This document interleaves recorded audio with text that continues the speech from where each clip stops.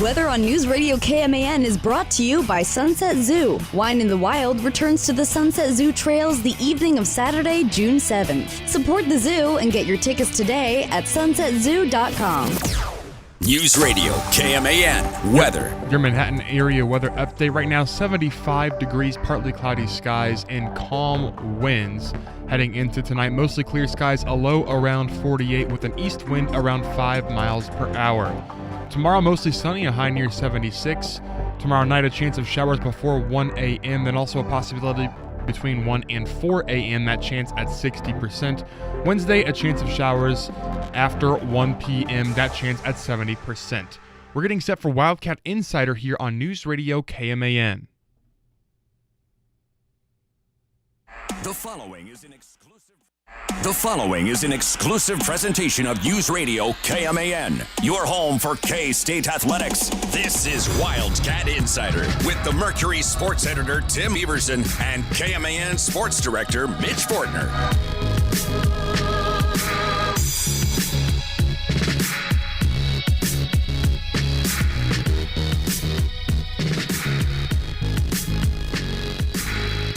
I think we should start with the biggest non-K-State news of the day.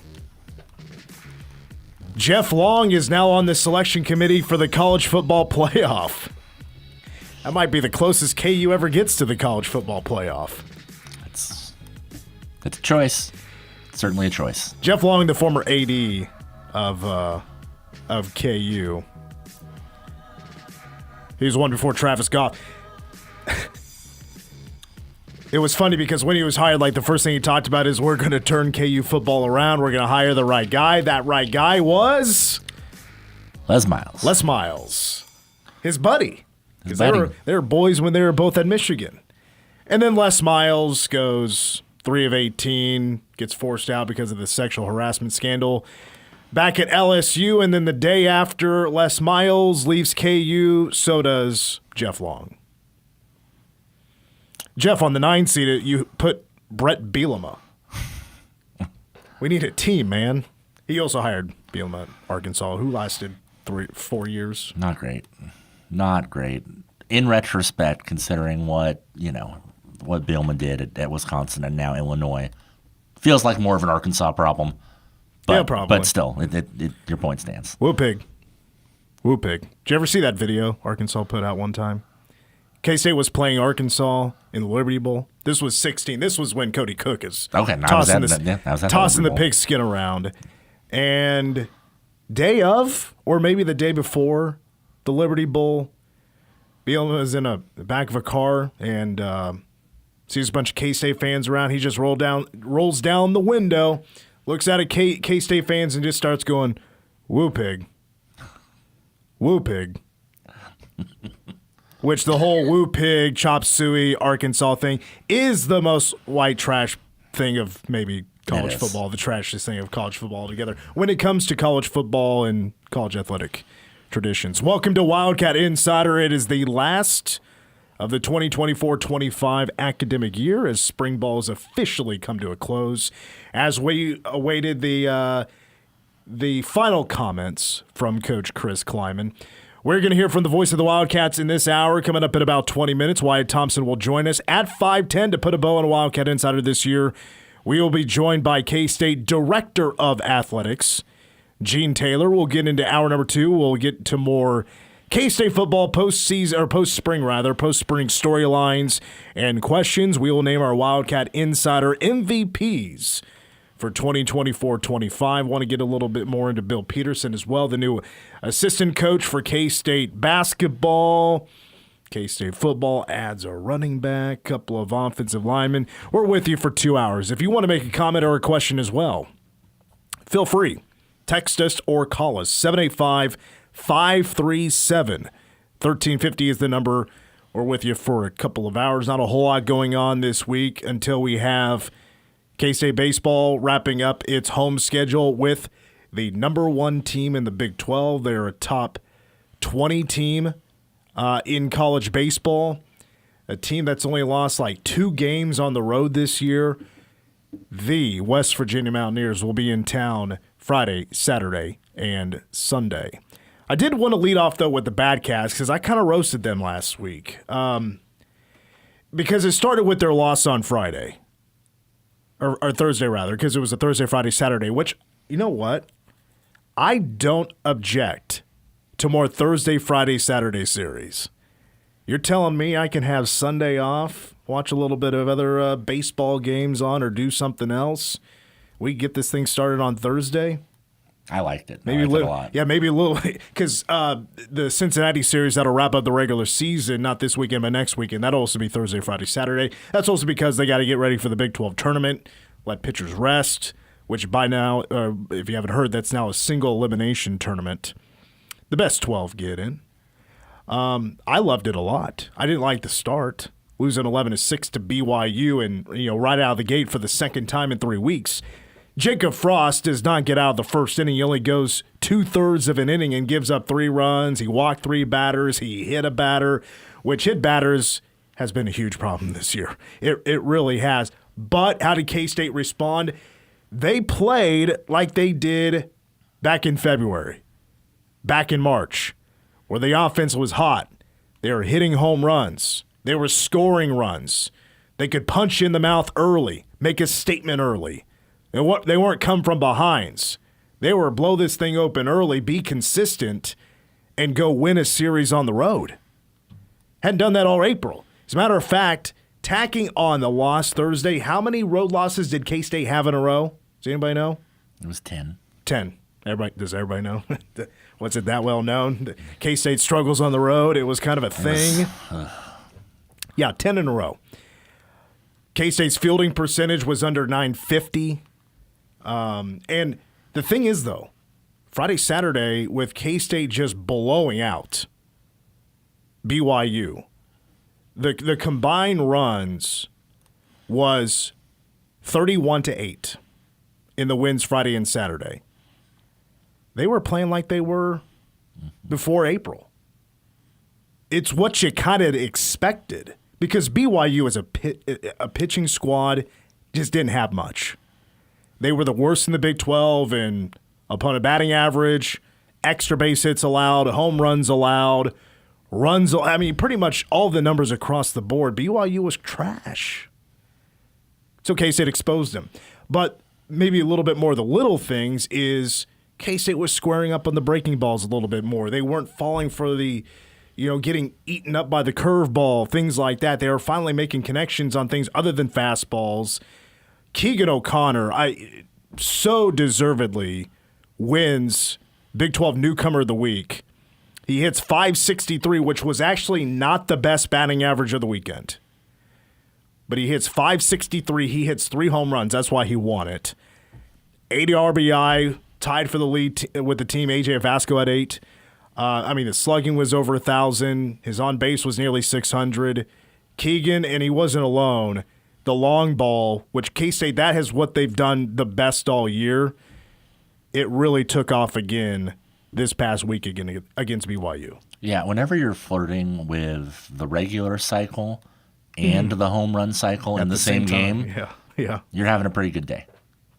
Pretty good day. Well, he was just short. He was just missing the single? I think double. Was it was a double and a grand slam was what he was missing from each. Well, I'm talking about like the home runs. Was he missing the solo? I don't remember. I know it was the grand slam. Oh, he's missing the grand slam. Yeah. Okay. Yeah. Because the first one was a 3-run shot. Yes. Yeah. But nonetheless, the other player, by the way, who hadn't hit a home run since the Wichita State game in Wichita in early April, finally, Maximus Martin, who seems like he just shows up. He's not a power hitter, but he gets into the lab with Austin Waits. And all of a sudden, he's hitting dingers, and he's leading the team in home runs. He got to 12 pretty quickly this year. Mm-hmm. And, K-State baseball does not have the best history. It's not exactly you're going to look at the record books and be like, my God, I bet this shows up on a lot of NCAA record books. They don't. The most home runs K-State has ever hit was 4 years ago in his individual in a season. Well, the latest, I should say, was Dylan Phillips. He's tied with 2 other players. Dylan Phillips had 16. The record is 16, and Maximus Martin had just been sitting at 12 for a month. Mm-hmm. Got close sometimes, but his strikeout numbers were way up. The breaking ball was killing him. He was used to hitting fastballs out. Well, now he finally, on Friday, ended that bad run. He hit 2 home runs total. He led the team in batting average at .583. He took 3 walks. He did strike out 3 times, but he stole a base. His slugging was .1250. So that tells you, because he also had a couple of doubles in there as well. He was 7 of 12 overall. Like, just the hitting overall. As a team, hit 379, and K-State had 7 players that hit over 300 for the weekend. That was a great sign. Mm-hmm. Pitching was okay. It was okay to good, depending on who was out there. Some guys were pretty solid. Like James Guyette, it was kind of a love-hate with him because pitched 3 innings. He got a save because he pitched the last 3 innings of one of the wins. He had 5 strikeouts, didn't allow a run. 2 hits, 3 1/3, but he did walk 3. He hit a batter. He had a wild pitch. So it's kind of, some great things, maybe some not so great things, but what's most important, he didn't give up a run. So he's able to get out of some jams. Thought Michael Quevedo was pretty good on Saturday. Sunday, Lincoln Sheffield had some ups and downs, but he got out of jams. Taz Butler didn't pitch much, just he got 2 outs. And then you kind of get a little bit deeper. I mentioned Jacob Frost couldn't get out of the first inning on Thursday. Blake Dean gives you an inning and 2/3 in relief. He gives up a couple of runs. He walked 4 batters. And going back to the number of hit batters, K-State hit 4 this weekend. They're now over 7. You have to go look this up. But I was looking at the record book yesterday. K-State has already set the program record for hit batters in a season. And we still have 2 weekends to go in the regular season, the Big 12 coming up, and they've already reached a program worst in hit batters.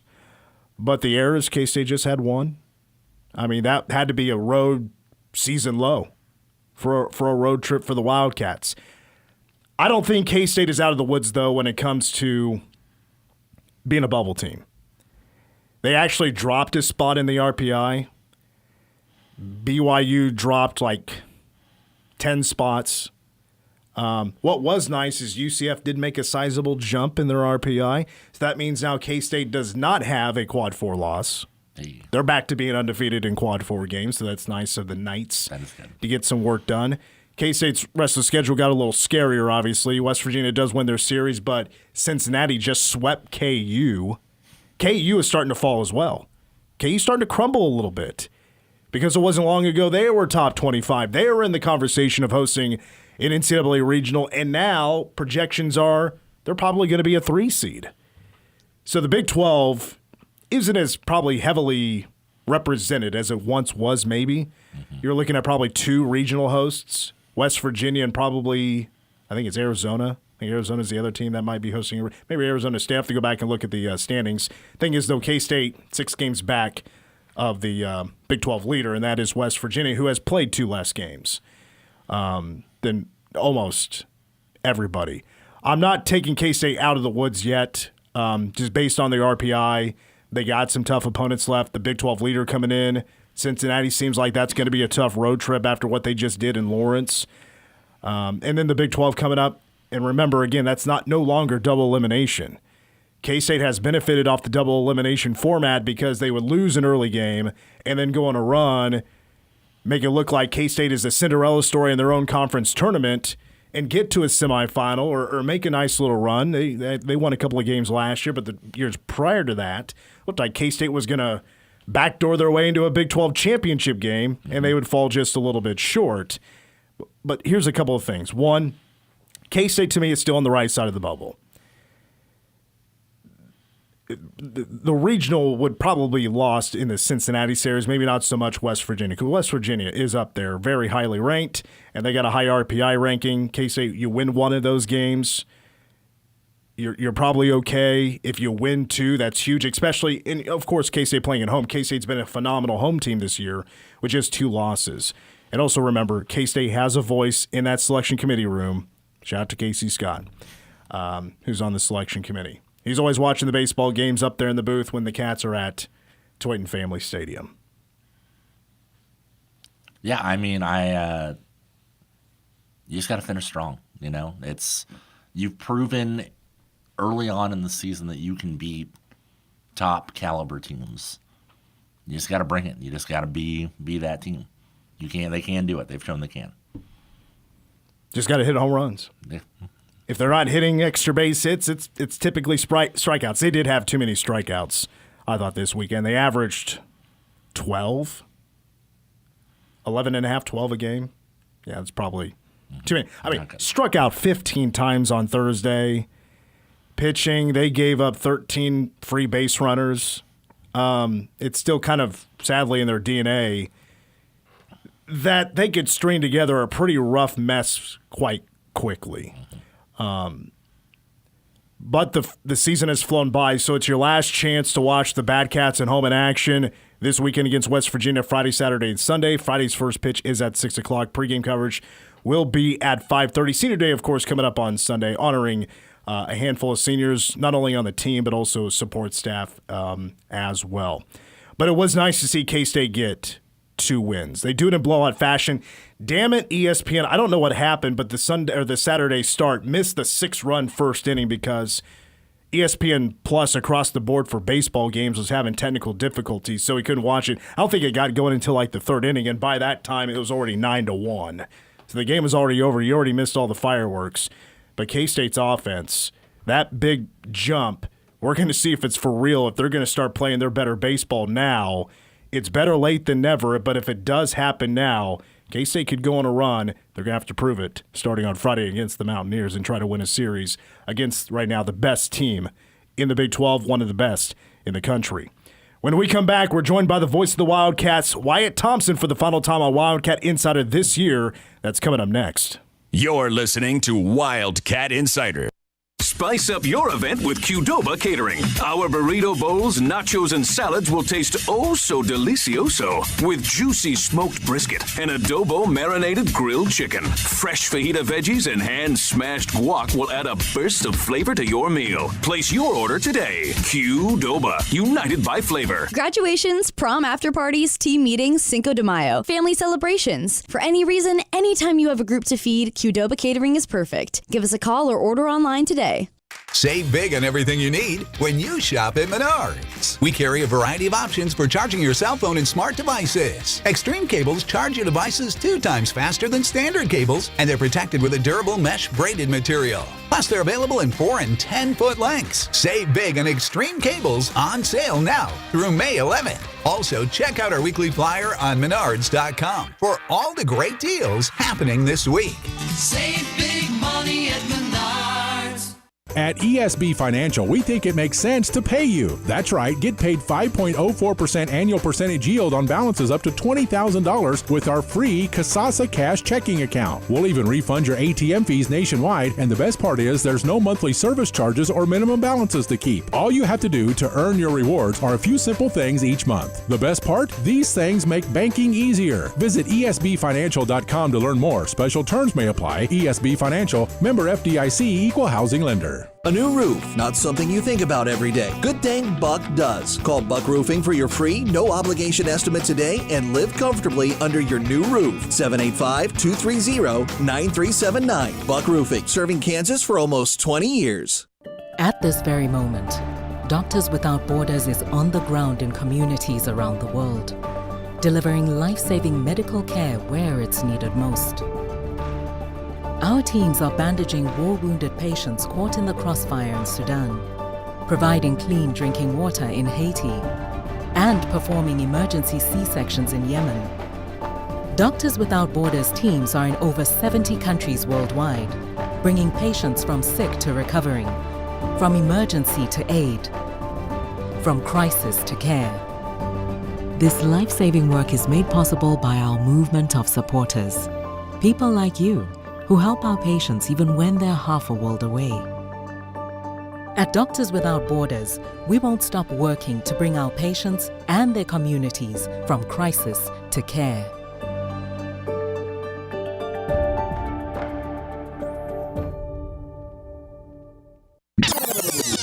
How was your drive to school? Let me tell you, I had to get my iced coffee first. I just can't seem to put it down. My favorite rapper just announced a tour. My phone was buzzing like crazy. I'm so excited. I had to text all my friends right then to talk about it. Then, someone started calling me and... Let's try that again. I turned my phone off right away. I never drive distracted. Visit StopTextStopWrecks.org. A message brought to you by the National Highway Traffic Safety Administration, Project Yellow Light, and the Ad Council. Indoor baseball, anyone? Most party fouls are pretty dumb, but if you decide to drink and drive underage, you could lose your license and your freedom. Learn more at ultimatepartyfoul.org. Brought to you by the National Highway Traffic Safety Administration and the Ad Council. Kansas weather can be unpredictable. If you're listening to us and you hear these beeps, that means that we're expecting or experiencing severe weather within the Cayman listening area. Once a watch or warning condition has been handed down by the National Weather Service, we activate these beeps to indicate that you should keep listening as important weather information may follow. So again, if you hear this, stay tuned for weather information here on News Radio KMAN, your trusted voice for severe weather.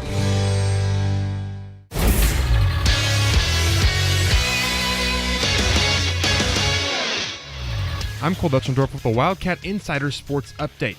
K-State women's golf finds themselves tied for second at the NCAA Lexington Regional after the first round in Nicholasville, Kentucky. The top 5 teams after 3 rounds moves on to the national championships.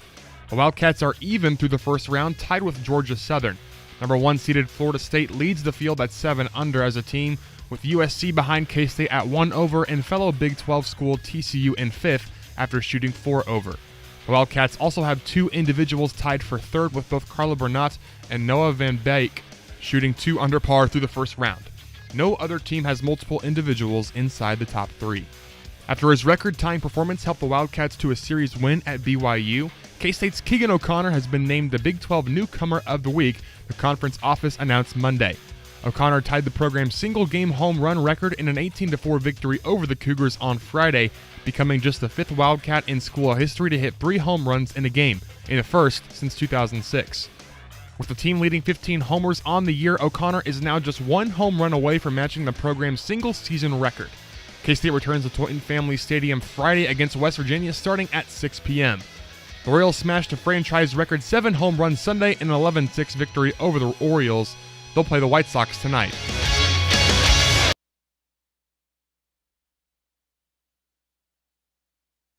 Whoa! Huh! Man, this should be some third down music right here. If you're listening on or watching us on YouTube, you can't hear it, but it's Bone Crusher, Never Scared. Do you remember that song coming out, Tim? Right at the very end of like MTV VH1 actually playing music videos. This would have been, I'm gonna have to look this up here, Cole. 2004, 2003. It's probably a little before I started paying attention. Atlanta Rap. Who's this by? Bone Crusher.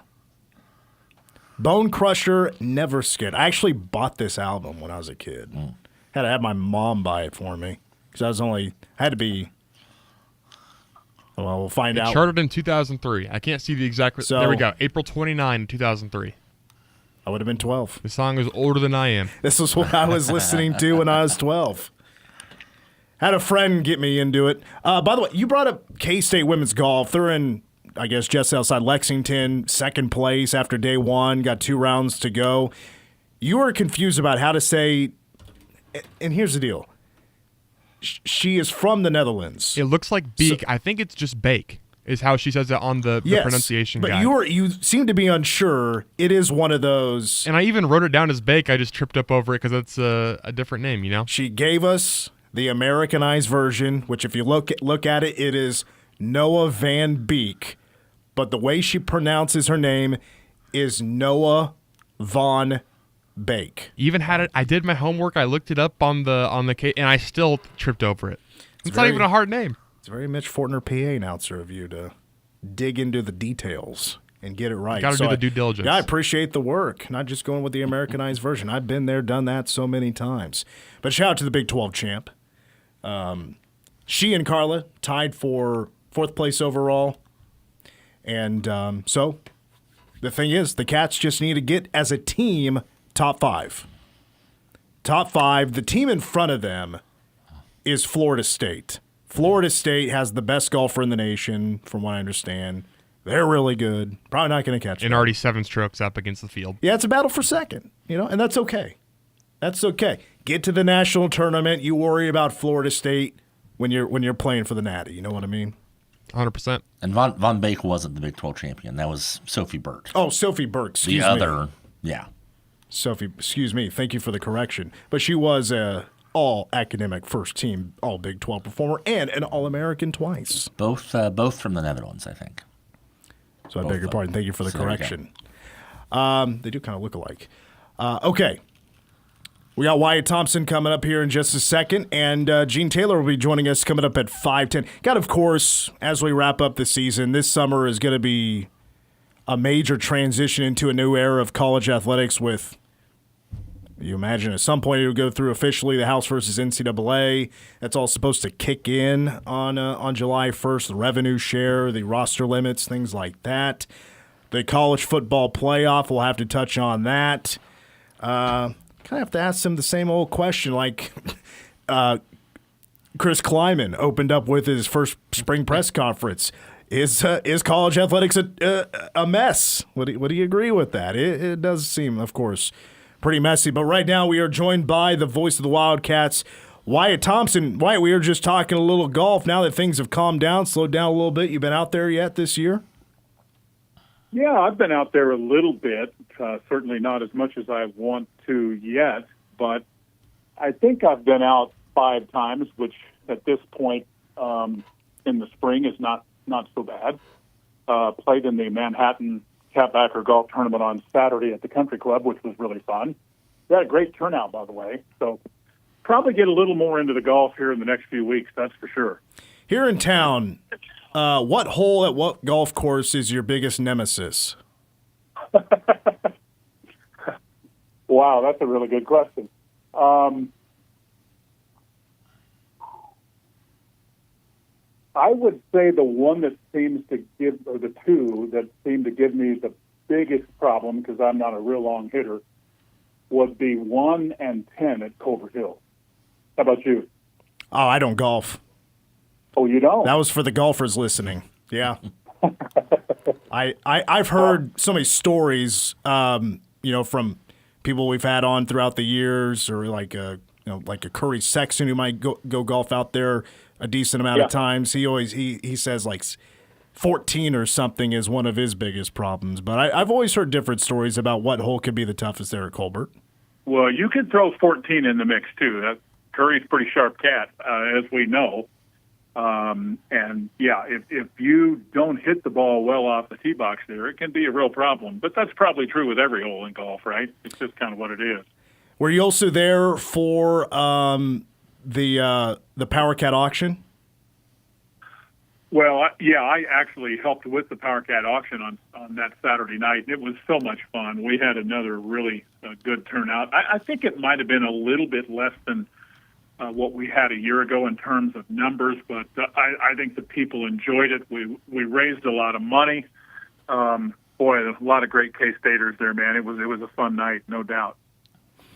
Now, did I get a shout-out for winning the Chris Tennant signed football on the silent auction, or was it just the live auction stuff that was getting the love? That's a good question. We may be talking about 2 different auctions. I was talking about our auction at K-State. You're talking about the one from Saturday? Yeah, so there's I was not there for that. Okay. No, I was talking about this. Well, it's a live and silent auction. There's this auction online that I won something 2 years in a row, which is a bit of a shocker for me. Wow, that is cool. But I got the Chris Tennant football from the KU game, is the way it was described. So I don't know if it's the football, but I could always tell a story like it is. So make it a little bit cooler. Yeah, for sure. I wanted to get your thoughts. I hope you got to watch a little bit of the BatCats this weekend because they just won 2 out of 3 against BYU. They got what feels like the monkey off their back when it comes to just winning on the road. I guess what'd you take away from that series? And I guess how big is it at this point in the season when you win those 2 games and you get ready for the end of the regular season? Well, I'll put it into perspective this way. K-State won 2 in Provo, which is traditionally a pretty hard place for a lot of teams to play. And did you notice KU got swept at home by Cincinnati? Sure did. Boy, that one really, I think, sent everybody scratching their head in my mind. They were just rolling and got swept.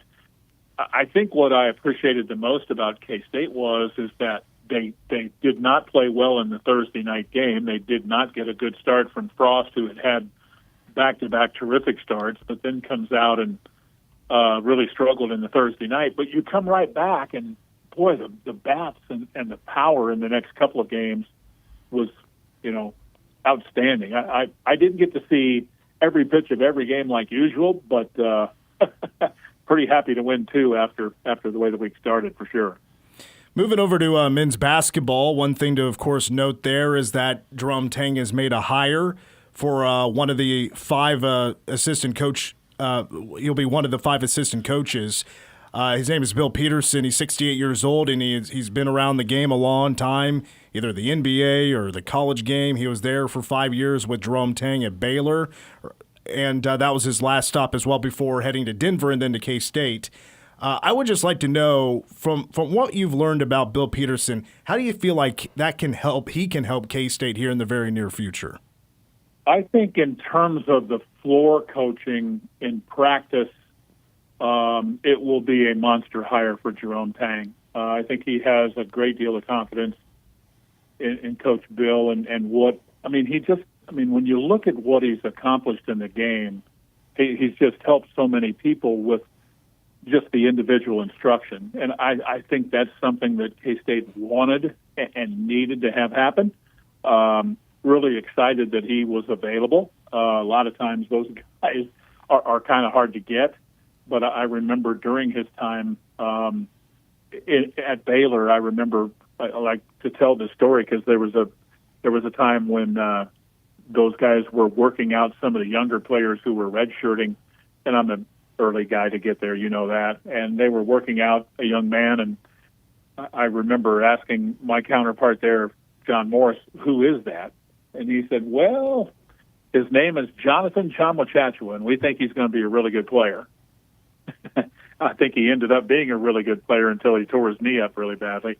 And I think Coach was probably a large part of that. I don't know that for a certainty, but they do a really good job there. And I just think he'll bring some things that will really help K-State.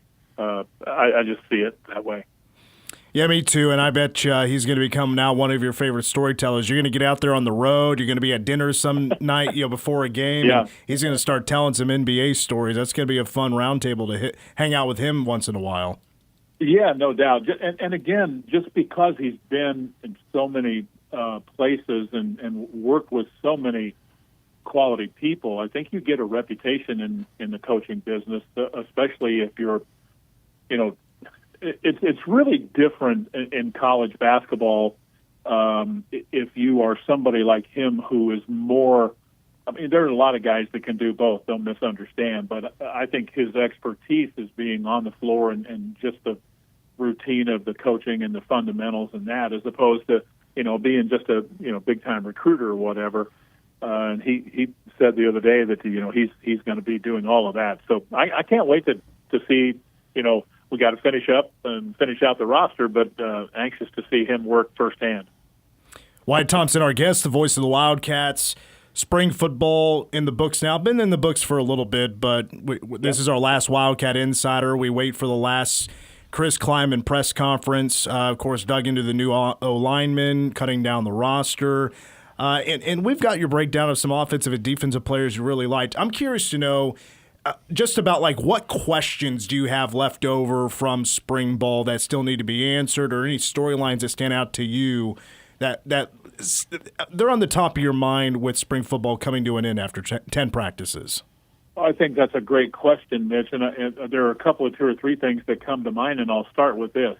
The one thing that we don't know that all of us want to know is when this House settlement comes down, and everybody seems to think it's starting to get pretty close. It even could maybe happen, in the next few days.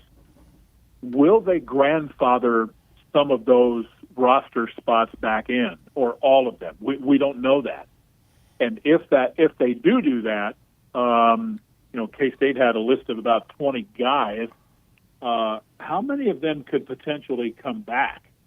I don't know the answer to that. I don't know that anybody knows the answer to that, but I think there were some pretty salty young players in that mix that, probably wanted to hang around and didn't just because, and maybe they'll get a second shot. It may be none. It may be 2 or 3 or 4. Who knows? But I'm anxious for that. The one thing that Coach Kleiman talked about that I would mention here, I think from the other day at the presser, he talked about Avery and the receivers. But I really am very interested to see what this defense looks like when healthy. And he talked about it. He was asked about some of the progress made in that, and there was a lot of that. I'm not debating that by any stretch of the imagination. But because of just, guys recovering from surgeries and things like that, we didn't see a lot of Jaden Rowe as an example, or Gabe Powers. I think both of those guys will be Maldonado. Those types of guys are going to be, I think, really impactful players when we get to the fall. And then the other factor is how much do you use Dylan Edwards in the return game? Coach mentioned probably more punt than kick return. And I just wonder what K-Staters think of that, because I think there are other guys that could potentially work in there that could be pretty dynamic guys. We'll see how it plays, but and then the other thing that I'll mention too is you kind of had a sense, or at least I felt like I did, that there was not going to be a number 2 quarterback named in the spring, and I think Knuth and Barnett and Duff are 3 guys the coaches really, really like behind Avery, and that's going to be a very interesting thing when we get to the camp. Hey, you got to have one, right? Maybe all 3 will be in the mix right until opening week. Who knows? Yeah, all very great things that I thought you brought up. And coming up in hour number 2, Tim and I will go over our spring football storylines and questions left after spring football wraps up, when we now enter the summer months of preparing for K-State football, which opens up in week 0, Dublin, Ireland. It's K-State, Iowa State in the Aer Lingus College Football Classic. The game coming up on August 23rd. I know why you love to work ahead, you love to get prepared, and you're going to be doing a lot of studying for this game. I'm just curious to know, though, because I was talking to a few friends over the weekend, and I was getting the question, so what do you think about K-State, Iowa State? Who thinks going to win? I was like, you know what? I haven't even thought that far yet. I still think Iowa State's going to be pretty good. I have questions, though, because, they just sent a whole bunch of dudes to the NFL. They got some holes to fill. K-State has probably more experience returning, but do you have a thought, an early thought or two about how that game could turn out? Well, I do. I've been working on Iowa State, and they're too deep. It will certainly be something that will come up again several different times between now and August. But what I would question the most with Iowa State, because, well, one thing on offense, one thing on defense. How's that? Perfect. My wonder is, how can you go about, and they've got guys, don't misunderstand. They've got a transfer from East Carolina, and if you remember Xavier Townsend from UCF, those guys have transferred in. But those 2 guys, Noel and Higgins, combined in the last couple of years for like 33 touchdown catches and a boatload of catches overall. I think somehow you have to feel that, don't you? I just think you do. They've got a really rock-solid quarterback in Rocco Beck. So I think they're set there. They always have good quality offensive line guys. So for me, the question will be, can they replace those 2 superstar draft choices at wide receiver? And then on defense, man, they they lost a lot of guys that had been around for a long time. They still have several that have been around for a while, but their defense is going to look, I believe, a little different, just because they've had some significant loss there. Do you know where have they told you where you're going to be calling the game from yet? Do you have a good spot? It's a great question because I don't know exactly where it is in terms of the yard line or what have you, but from what Kenny and Ryan have told me, that we will kind of be in the element. It's not.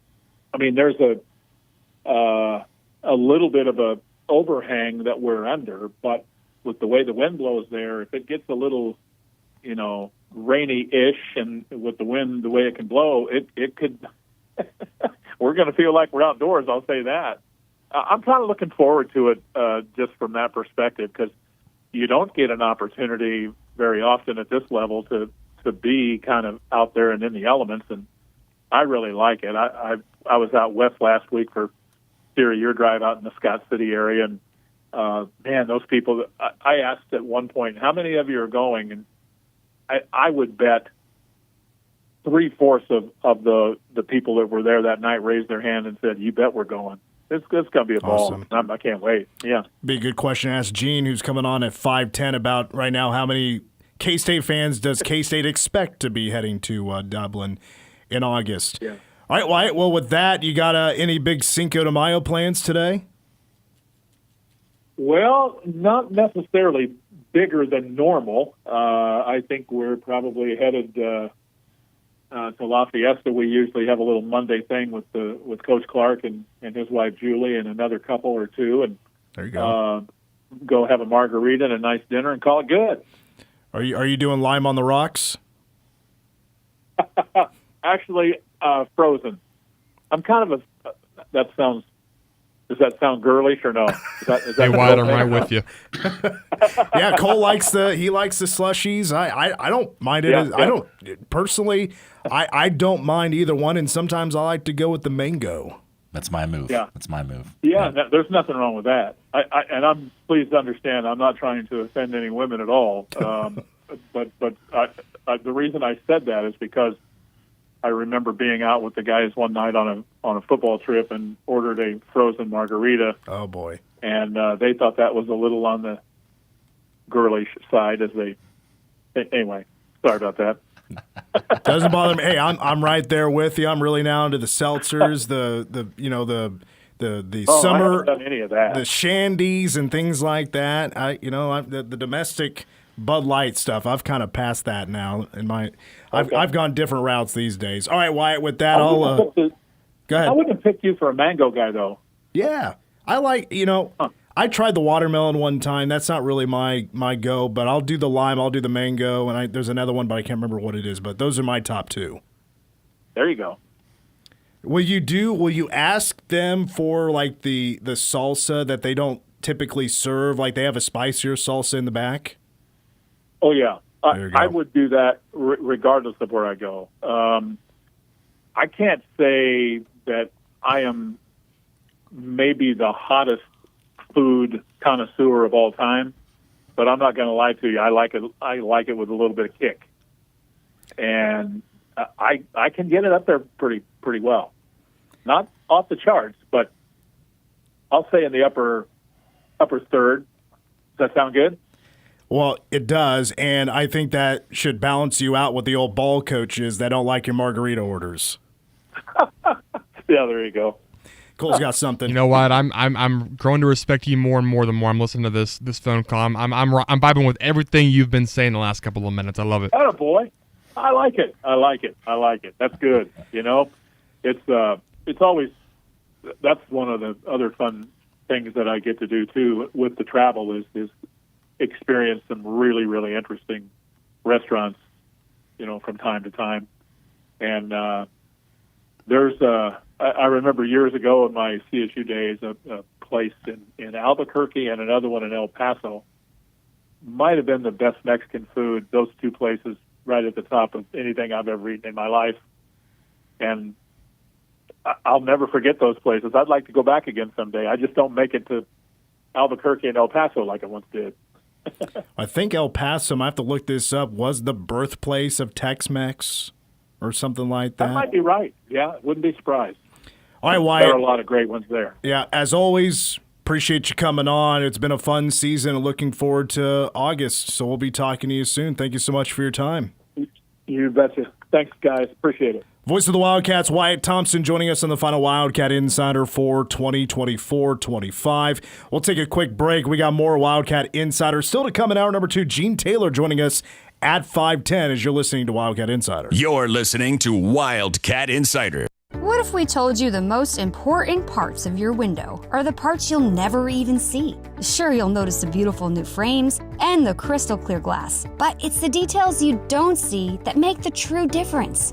At Midland Exteriors, our full-frame window replacements pay just as much attention to the parts you don't see as the parts you do see. Instead of just taking your old window out, popping in a new one, and hoping for the best, our full-frame replacements are total tear-outs.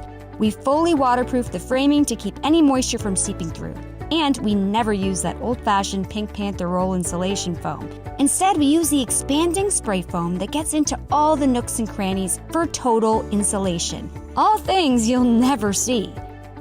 To see the difference the unseen details make for your full-frame window replacement, call Midland Exteriors at 855-735-8255 or visit midlandexteriors.com. That's 855-735-8255 or midlandexteriors.com. Information you can use in an ever-changing healthcare environment. America's Healthcare Advocate, Carrie Hall, Saturdays on News Radio KMAN. We're here to educate and inform on the topic of healthcare and health insurance. We've partnered with Blue Cross and Blue Shield of Kansas to bring you these shows to educate you on healthcare and health insurance issues. That's why we're doing these shows here on America's Healthcare Advocate. Join Carrie Hall, America's Healthcare Advocate, Saturday mornings at 7 on News Radio KMAN. The word father means a lot to me. Being that support system for them, and as a man, that's important in a child's life. I think men can be a little stubborn sometimes where they may want the help, they may not know how to ask.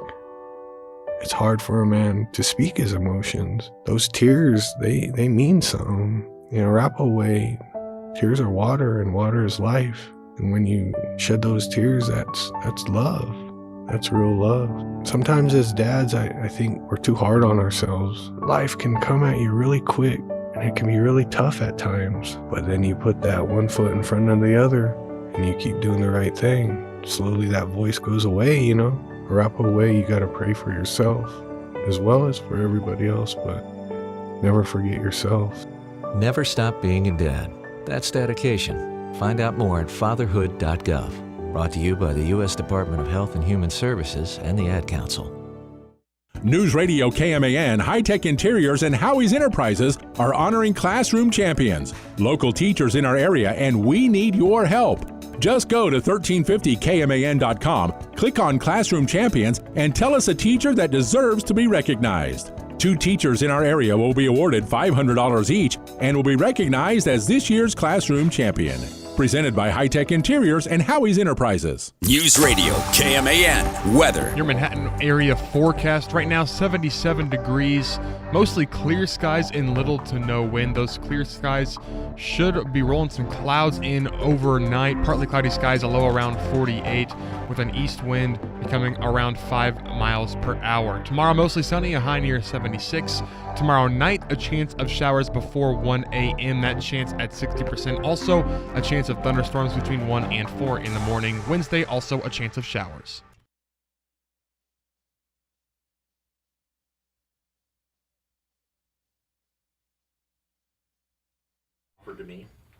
Just a couple of minutes left here in hour number 1 of Wildcat Insider. Mitch, Tim, Cole. Anything you want to touch on? We got a couple of new people here for K-State. One new coach. We got a new player for K-State football and a running back, Antonio Martin. We touched on him a lot last week. I just wanted to get your 2 cents, Tim. Bill Peterson, 68, has really mentored a lot of big names in the NBA. He spent 11 years in the NBA. He has also had his rounds for sure in college, the college level as well. He's worked with Jerome Tang at Baylor. I do like his, I think the knowledge and the past player development that he is probably, maybe some growing pains there, but he worked with a lot of legends as well. I think that could certainly benefit, and also maybe something that could be, maybe there's just not enough with the current coaches and that sort of knowledge that here comes Bill Peterson that can really step that up a notch. Yeah, you got to like a guy that can kind of show, because it's not saying that the current coaches haven't told the players what they need to do to be a pro, because I know that they have. I know but it's another thing when you have a guy that has spent a lot of time around professional NBA guys who can say, hey, you can name drop whatever. Yeah. And that's going to get their attention. This is where you want to get. I know what the guys that have gotten there, what they've had to go through to get that. And I mean, if you love basketball and if that's your goal to get to that next level, you're going to listen. Just, Coach, if I give you some advice, just every time you say, I taught this person to do this, always make sure to add to LeBron James at the end of that sentence, and that's going to get everybody's attention. They're going to learn the quickest if you just throw LeBron James at the end of every sentence. One more thought. Antonio Martin, new running back of 5'11". He's going to be a junior officially from Atlanta, GA.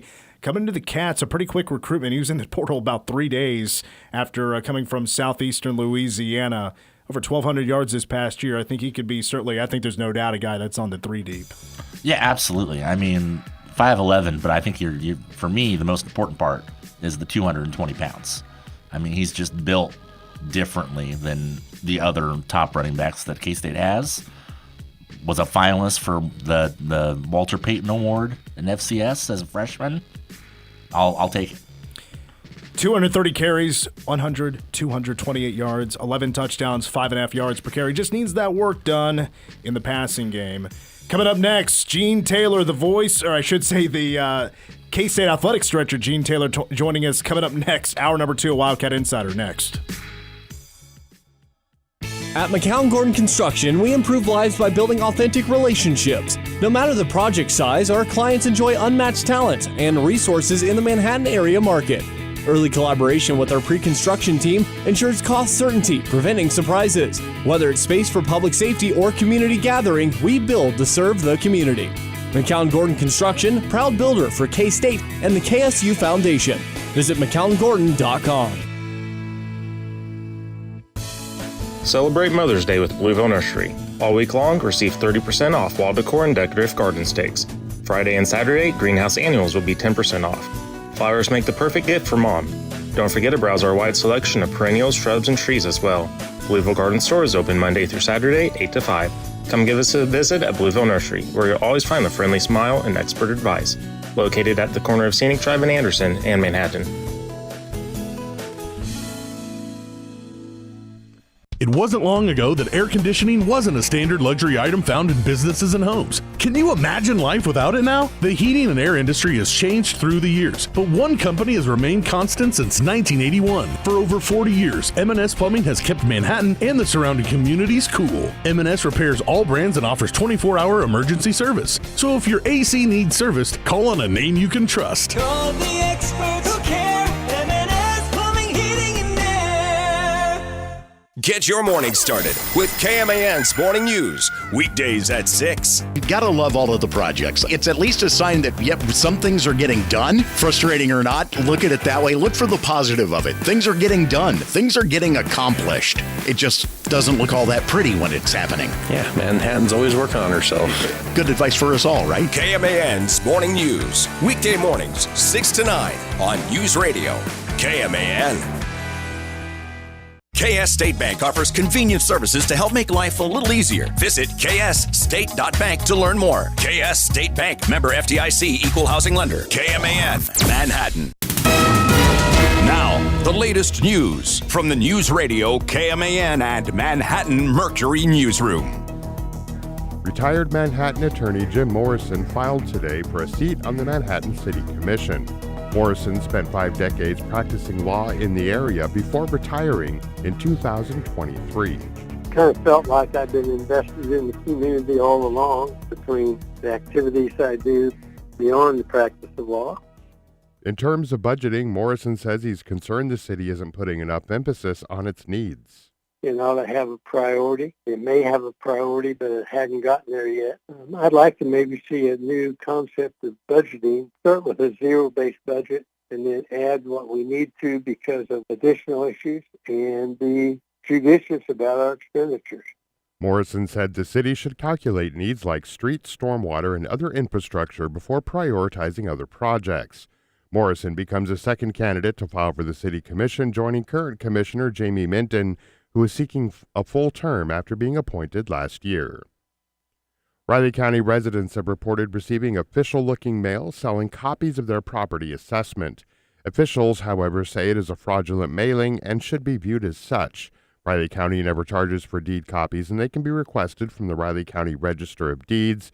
The public is advised to never scan QR codes from unfamiliar mail or websites to prevent potential phishing attempts. Riley County offers free property fraud alerts from rileycountyks.gov.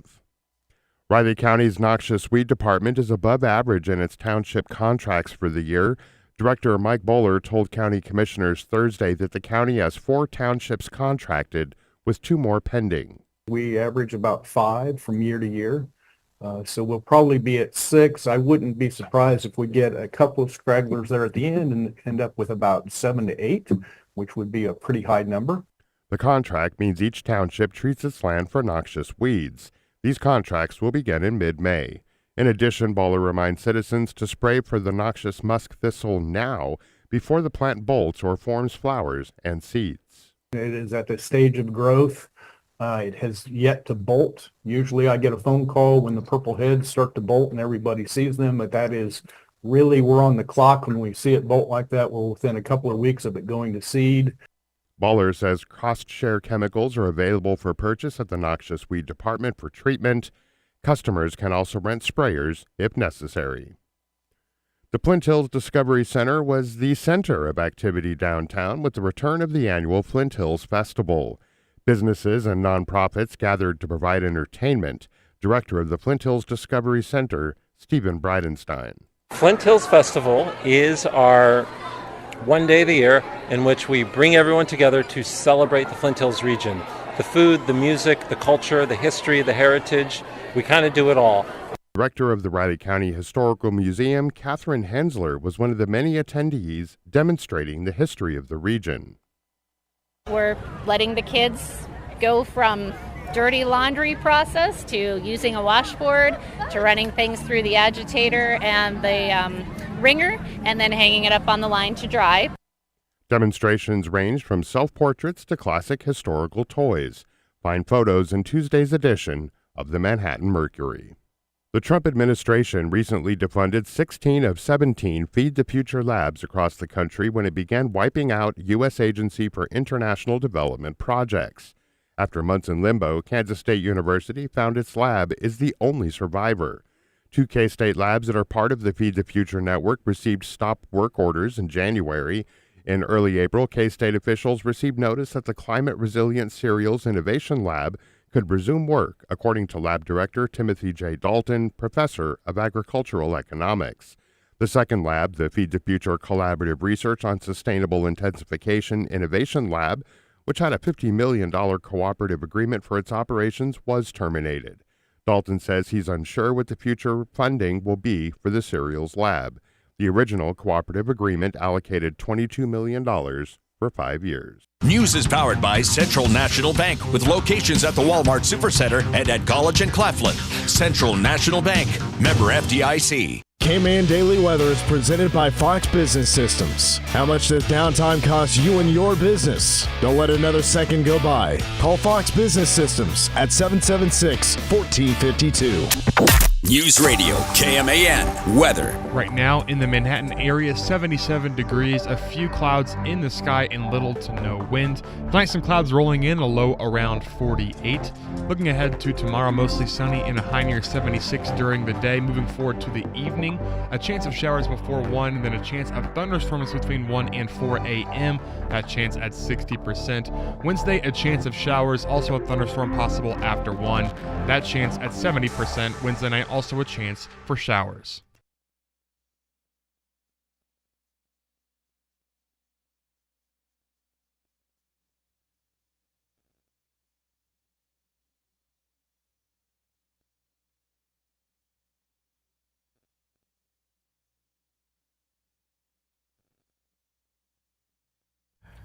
Hour number 2 of Wildcat Insider. Mitch Fortner, Tim Everson from the Manhattan Mercury and Power Cat Game Day. Cole Dutchendorf is the Across the Glass. We're with you until 6 o'clock, and that's when we start pregame coverage. Kansas City Royals, the Chicago White Sox. Was it a good weekend, Cole, for the It was a great Royals? weekend. A franchise record 7 home runs, 6 of them solo shots on Sunday, I believe it was. 11 combined home runs between the Royals and the Orioles on Sunday. It was ridiculous. Mikhail Garcia continued to rakes, 2 home runs. That's a career high for him. Bobby Wick sent one out. Vinny Pasquantino sent one out. It was a great day in the office on Sunday, and they got another series win. All righty. So they're still hot in the offense. I mean, that's obviously a sign. I don't know if the pitching for Baltimore is any good, but it's not. I don't think. Baltimore hasn't been good this year, and neither have the White Sox. So hopefully, you take at least 3 in the next series and keep the momentum rolling. So, did K-State play the Royals played? Put it in a K-State perspective. The Royals played the BYU of the American League East, potentially, or maybe the American League as a whole, potentially. Bad pitching, and I was okay with that. Just seeing everyone get. I mean, it was basically their entire lineup sent one out.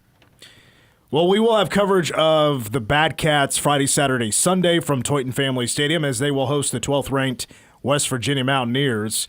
Friday, 6 o'clock, Saturday, 4 o'clock, and Sunday, 1 o'clock. Pregame coverage will start 30 minutes prior to first pitch. Technically with ESPN+. It'll be 05 for the first pitch. All 3 games. Senior Day is going to be on Sunday. I do believe there's going to be some discount beers at the ballpark on Friday if you head out to that right field patio. So, yeah, get your tickets. KStateSports.com, 1-800-221-CATS. And we'll see if the Cats can get another Big 12 Series victory at home. If they do so, that is going to be gigantic for their postseason hopes. So, that'll be a huge RBI jump, I would imagine. And this weekend, K-State could very well guarantee their spot in the NCAA tournament, pull themselves off the bubble if they can take care of the Mountaineers, who, yes, they are high RPI. I don't know if they've played the toughest schedule. I'll have to look into it. They're very good. They've been very good on the road. Just 2 losses on the road this year, but K-State just 2 losses at home this year. So we'll see. Gene Taylor joining us here in just a few moments, still to come as well. We'll take a look at K-State football post-spring storylines and questions. I have storylines. Tim has questions. I might have some questions. We'll have that discussion coming up at about 5:30. And coming up at 5:40, it is our last Wildcat Insider. So we will have our Wildcat Insider male and female MVPs coming up at roughly 5:40. If you missed hour number 1, we had the voice of the Cats, Wyatt Thompson, on. We talked BatCats, their series win against BYU. A little bit on Bill Peterson joining the K-State coaching staff on the men's basketball side. K-State football adding Antonio Martin Jr., Georgia native coming from Louisiana Monroe, never played it down for Louisiana Monroe. He got there in January. He leaves in April. And he's coming to K-State. He's certainly, you expect, going to make it to the top 3 at the running back position. Plenty of experience. He is a bigger back and a very nice addition for K-State. If you missed any of the show, however, we podcast our show at the end of every show. We will put it on Spotify, wherever you listen to your podcast. Just search for The Game on 1350 K-Man. And if you're watching us on YouTube, don't forget to send us a comment, and also subscribe to the YouTube channel. So hopefully here in the very near future, I can afford to go visit Alcatraz before it becomes a functional prison again. Because I hear it's haunted. I hear it's a good time. You can do the night tours. I've been to San Francisco twice, but I never made it over to Alcatraz. So I think that'd be a really cool thing to go check out. Or you can wait until it becomes a functional prison and then do crimes. And Thank you. No? Okay. No. Even though it does seem like it has the one of the easier routes to make the escape, I hear there's sharks. There's a whole movie. Yeah, exactly. Clint Eastwood. It's actually a true story, isn't it? I think so. I know there has been escapes from Alcatraz. I don't know if the movie and the story are the same. I watched the movie a long time ago. It's okay. I've not seen the movie. I mean, in my personal opinion, like movies from that era, I I don't know if a whole lot like stand the test of time. We've just come a long way with movies. To me, the best decade ever with movies was the 90s. We did a whole draft about 90s movies. Music dominated in the 80s. For the movies, I think it was all about the 90s. All right, we head to our very special guest joining us back once again on Wildcat Insider. He is the Director of Athletics at K-State. His name is Gene Taylor. Gene, welcome back to Wildcat Insider. Appreciate your time. I first want to start with golf for just a moment because you were there at Augusta, and right now the K-State women's golf team got the 5 seed. They're doing very well so far in Lexington, Kentucky. But you were there to watch Carla win at Augusta National. I just want to know how fun was that for you to be there, not only at Augusta National, but watch a Wildcat win on that course. Well, it was really fun. And in clarity, I actually watched through the first 2 days of qualification where she actually qualified to get to Augusta. Unfortunately, I didn't get to watch her at Augusta, but gotcha. Other than, I watched the whole thing on TV like everybody else. And gotcha.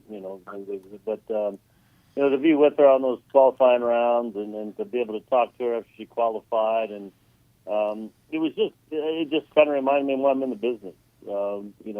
For her to make that kind of accomplishment and have that kind of representation for K-State and K-State athletics, K-State women's golf was huge. And then, I think I almost enjoyed watching it on TV as much because I could hear her, the commentators talk about her program, watch the joy of reaction of her as she got up and received the trophy. And, then I actually went to Augusta for the Masters a few weeks later, and one of the folks that worked there as a K-State former men's golfer, and so he was beaming with pride that, he worked at Augusta National, and one of his alums, as an alum, he was very proud too. So it was just really cool to see, and how she represented was just really fun to be a part of. Well, I'm not a golfer, but even for me, I'd love to go to the Masters one time and experience that. What left do you have on your bucket list that you still need to check when it comes to sports? Oh, there's still a lot. Obviously, some things I've never been to a Super Bowl. I've never been to a Game 7 of any sort of series, whether it was Major League Baseball or basketball. And there's a ton of places I'd love to go and watch a football game at that I've never been. So there's plenty, but I've been fortunate to do a lot of things, and this business gives you those opportunities. Because of the people you meet, and the Masters is pretty special. There's no question about that. Well, you just mentioned an interesting line that Carla Bernat winning at Augusta remind you of the reason why you got into the business. Does the current landscape of college athletics and the way things are going to change in July also remind you of why you got into the business? Well, that's why I sometimes question why I'm still in the business. It can be frustrating. It's frustrating for all of our coaches. I think there was an article I was reading, Coach Kleiman, that, we just don't get the answers. And I've told people this. I've told our donors. I've told anybody who, asked me to speak, is we used to run our business. When I say we, us athletic directors, conference commissioners, presidents, chancellors, we made the legislation. We passed the legislation.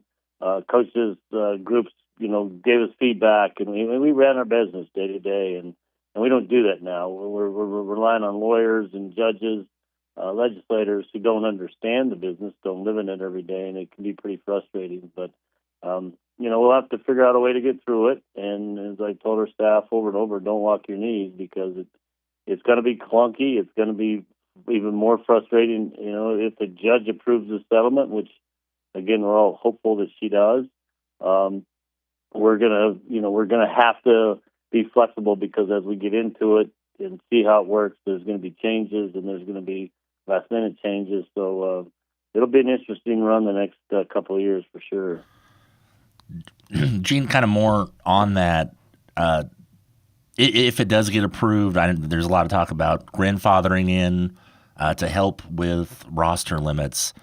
How much does that? I assume the budget for you guys is done.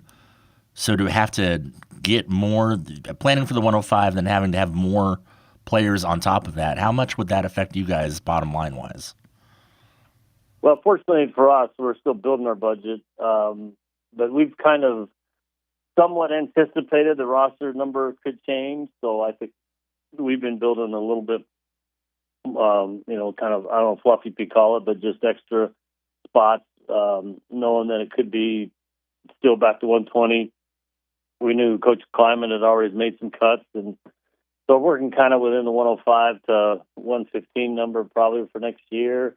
There's sports, there's not that much impact. Really, I mean, our rowing program's always been kind of where the roster number is, and baseball, I think, will be fine. Your basketballs, volleyballs, a lot of your other sports are going to be kind of where they've always been. So it's really more of a football thing, and just because football is just that much more expensive. But we've kind of planned for that a little bit,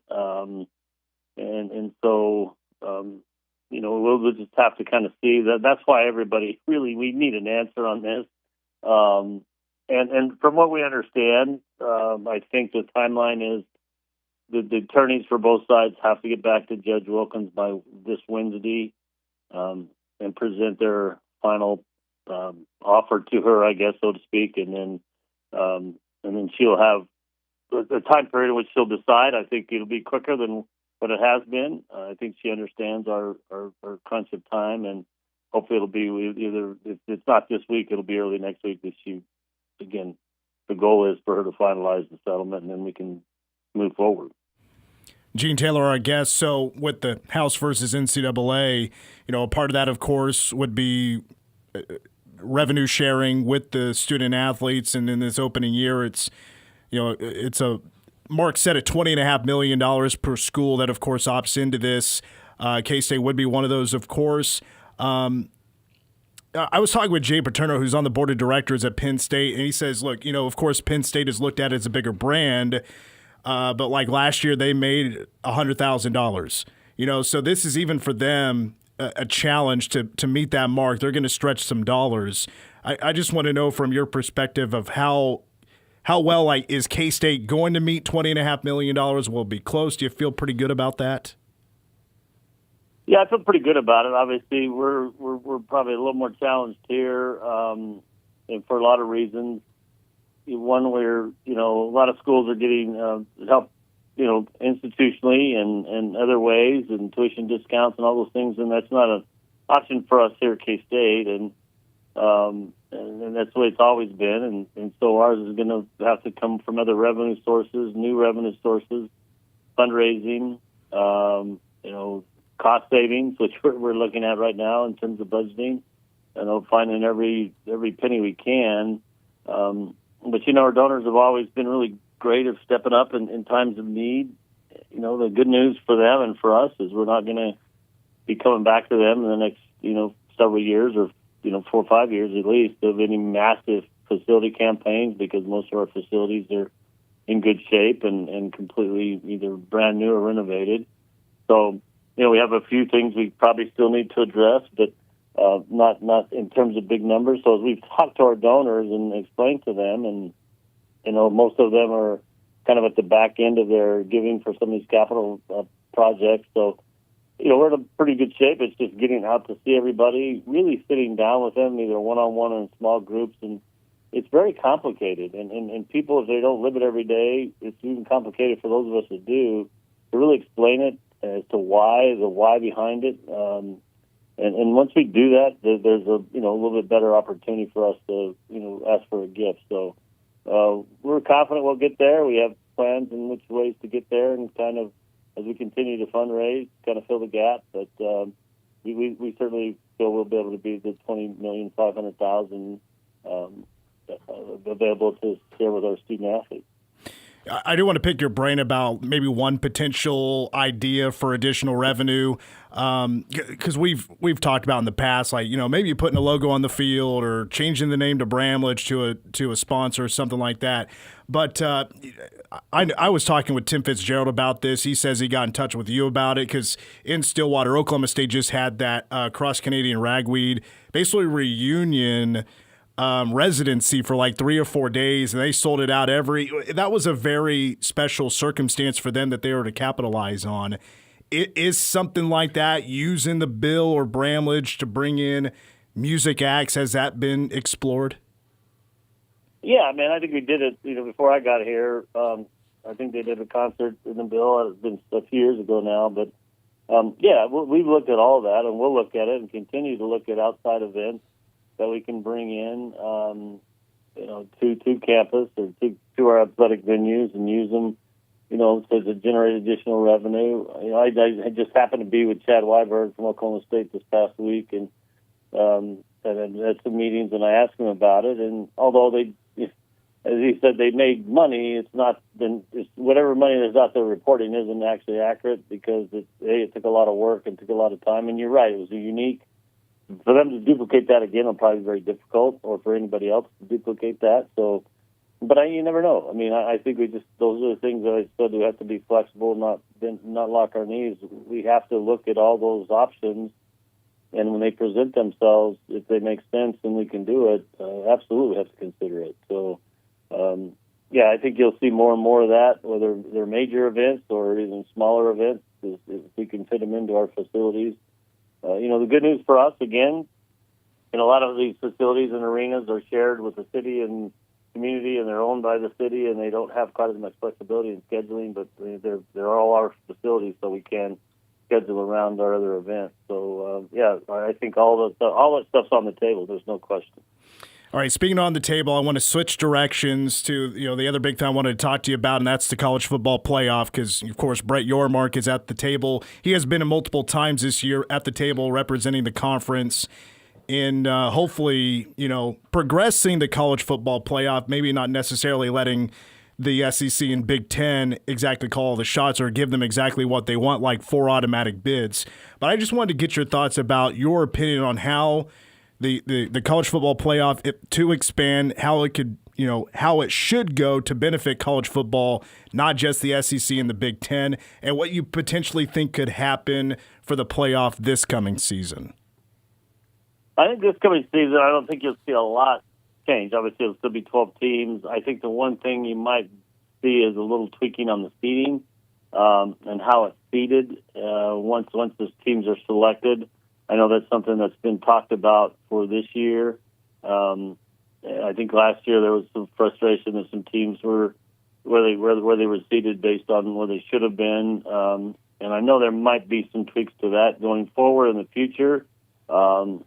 I've heard that they could add another 2 schools to the number, to another 4. I think 4 is probably the top end that they could ever get to. I don't know that it'll happen, not next year, but the next few years. But the big question, like you said, is how they're going to determine the automatic qualifiers in particular and who gets those. And I think that's a bigger discussion and a longer discussion. I know Brett's adamant, as is the ACC commissioner, that it has to be where it's a true tournament, a true invitational / qualifying tournament, and I think the networks want that. I think the fans want it. In basketball, you only get one conference automatic qualifier. Yes, you get a lot of at-larges, but based on what's the stronger conference. So I think there's been some better discussions about that recently. We haven't been privy to the details of those, but I think it's heading in a direction that's a little more collegial than maybe it started out. Well, that's good news because 4 automatic, anybody getting more than 1 just seems just absolutely crazy to me that it could really ruin or at least put a stain on college football in my perspective.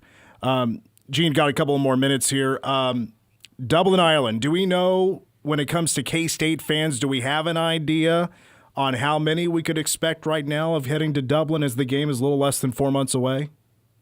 Yeah, I think actually both of us were right around the number they'd hoped we'd be, about 10,000 each. They were kind of hoping they'd bring 20,000 Americans over for the game. I know we're still selling tickets, so I haven't heard of the last number I heard, we were about 10,000 tickets sold, packages sold, and Iowa State was about the same. But we're still selling, so I'm guessing, we maybe can get upwards to 12,000 a school, and that would be really make those folks in Ireland really, really happy because I think their goal is to get at least 10 from each school, which is we've already accomplished that. So I know, Coach Kleiman and I and our spouses were over there in February, and as excited about this game as probably any game, just because it's a more even split of fan bases. In the past, it's either been large Notre Dame, last year was large Florida State, the year before was large Nebraska or whatever. But they're really excited about having a kind of an equal split of, and a game that's, you know, already a rivalry. So they're really excited and looking forward to hosting this game. All right, so maybe you could fill me in or fill us in that haven't been to Dublin or Ireland in general before. So since you've traveled over there, is there a thing or two that we need to know before we all head out to Dublin? Well, the thing is, everybody's unbelievably nice, and whether you and they're not because it's Chris Kleiman and Gene Taylor. They're just really nice people and really friendly.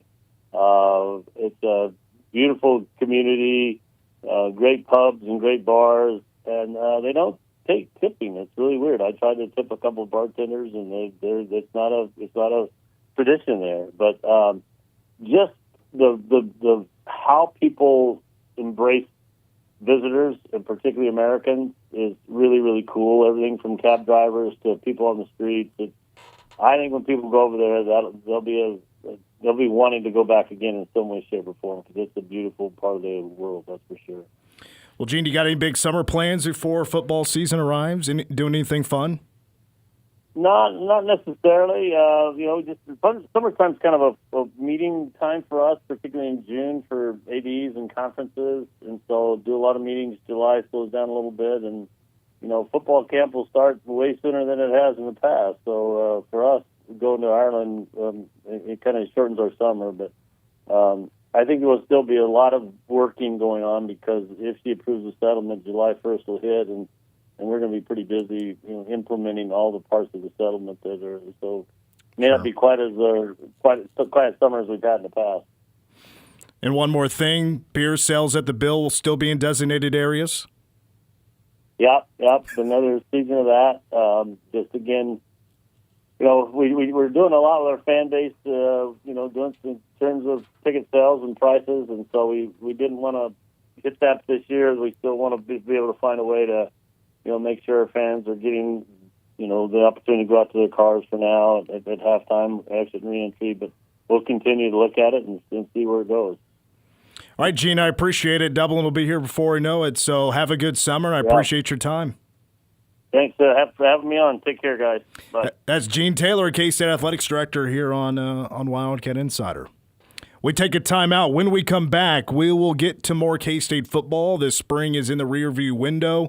But storylines, questions that leave us thinking about what could be in 2025 for the K-State football team. Up next, Insider. You're listening to Wildcat Insider.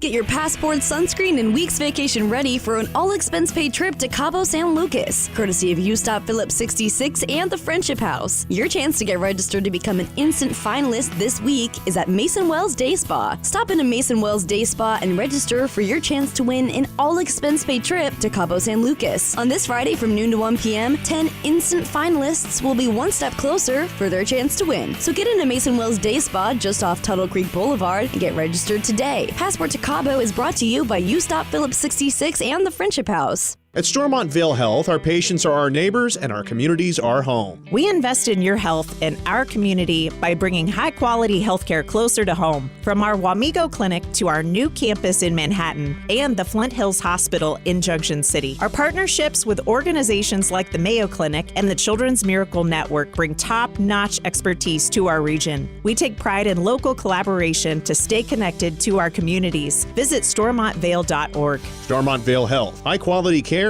closer to home. Transit is more than just getting from point A to point B. It's about connecting communities. It's about providing a lifeline for those who need it most. It's about making a difference every day. At Flint Hills Attibus, we're hiring bus operators to help us provide safe, reliable, and friendly transit services across Manhattan, Junction City, Fort Riley, and beyond. With great pay, benefits, and overtime opportunities, your journey starts here. Transit is a career that matters. Apply today at Attibus. Bayer Construction and Larson Construction would like to congratulate this year's graduates. Looking to join a team that prides itself on building continuous community improvement? Then pave the way to your future with Bayer Construction and Larson Construction, an equal opportunity employer that has been improving the Flint Hills community since 1935. We are the keepers of the wild. America's original and most invested conservationists. For more than 80 years, we've been committed to conserving wildlife and the natural landscapes that define our nation. From rugged alpine ridgelines to peaceful tall grass prairies, we've supported the conservation of more than 36 million acres of American wildlands.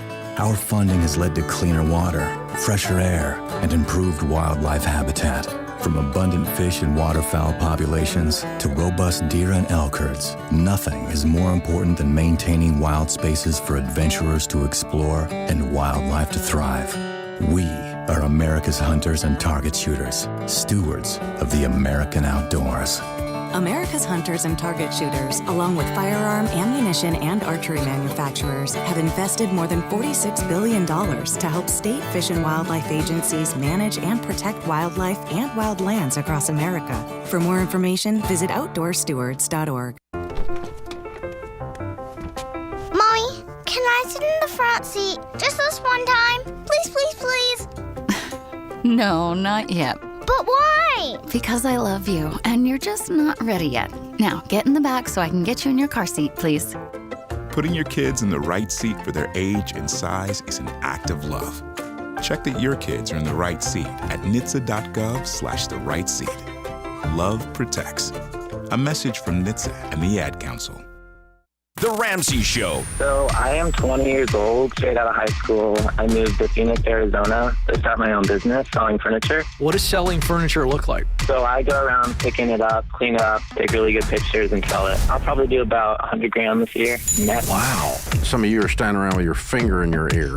And then you got a 20-year-old with a high school education that's making 100 grand flipping used furniture. He's laughing all the way to the bank. Financial advice for everyone. The Ramsey Show. Weekdays from 10 to 1 on News Radio, KMAN.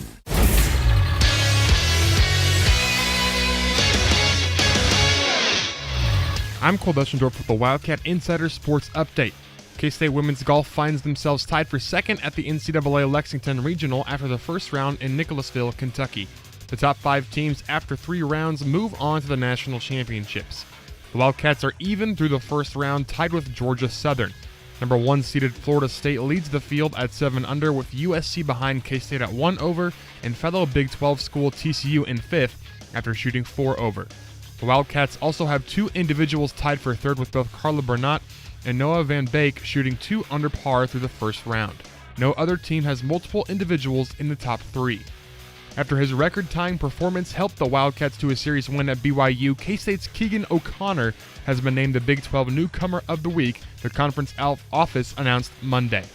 O'Connor tied the program's single-game home run record in an 18-4 victory over the Cougars on Friday, becoming just the 5th Wildcat in school history to hit 3 home runs in a game, and the first since 2006. With the team leading 15 homers on the year, O'Connor is now just 1 home run away from matching the program's single-season record. K-State returns to Toyton Family Stadium this Friday against West Virginia starting at 6 p.m. Royals smashed a franchise record 7 home runs Sunday in an 11-6 win. They take on the Chicago White Sox tonight.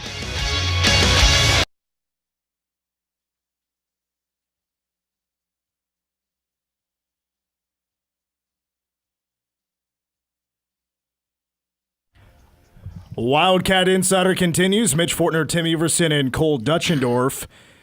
We'll get to some post-spring K-State football storylines and questions in a moment. Honestly, maybe this does fall into the criteria. I don't know. Maybe not necessarily if the way we picture it could happen in the bill or whatever. But one of the things we brought up with Gene just moments ago is like, because there's a lot of things I wanted to follow up on, but didn't know what I'd get answers to. But the thing is, the doing a concert or something like that for additional revenue. Oklahoma State, what was it, 4 nights? They were able to sell out Boone Pickens Stadium, not like the entire stadium, but where you consider the stage. You're not able to fill up some of the seating, but it was packed for like 4 straight days because it was Cross Canadian Ragweed, who is from there, and they hadn't been together in 15 years. Yeah.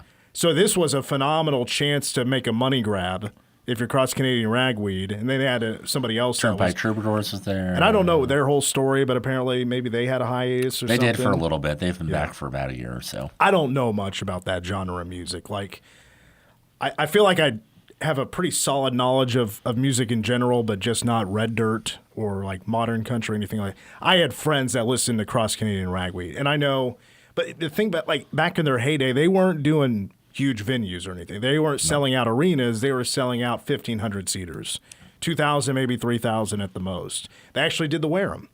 I want to say 2008.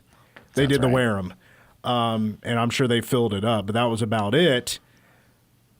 But Stillwater is like a capital when it comes to Red Dirt country. Cross Canadian Ragweed hadn't been together in 15 years. What a perfect formula to bring this back in a huge environment. And I also thought, because this was just this last month, I was like, man, to do this in April is really good timing. Because if K-State were to do this, and I think they should, it's a big investment. First of all, you got to decide how big you want to go with this. Because if you're going to try to do the bill, you're going to have a big headliner. Because if you want to put, let's say, 25, 30,000, just kind of spitballing here, into the stadium, you got to have a big headliner. Well, what that means is you're going to have to spend a lot of money. Or if you find a promoter that's willing to fit the bill, that's one way to go about it as well. But I don't know if there's a whole lot of people doing that these days. Because if you're doing a festival, there's not a whole lot of traveling festivals anymore. It's typically festivals that are just in one place, so it's up to you to book the bands, put a list together, how many days you want to go. It can really add up, and the more bands you have, the longer it's going to have to be, the more money you have to spend on a whole bunch of things like staff. Or you could do Bramlage Coliseum, do one night, do a concert. But, there's a lot of questions to answer, but I hear what Gene's saying. It's hard to make money in the concert business.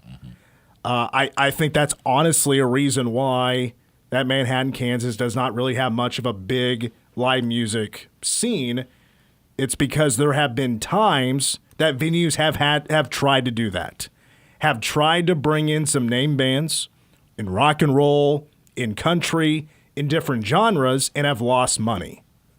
It's hard to make money, especially if you don't have a very big venue. Like if you're bringing in a name band and your venue seats maybe 1,000, that's pretty hard to make your money back there.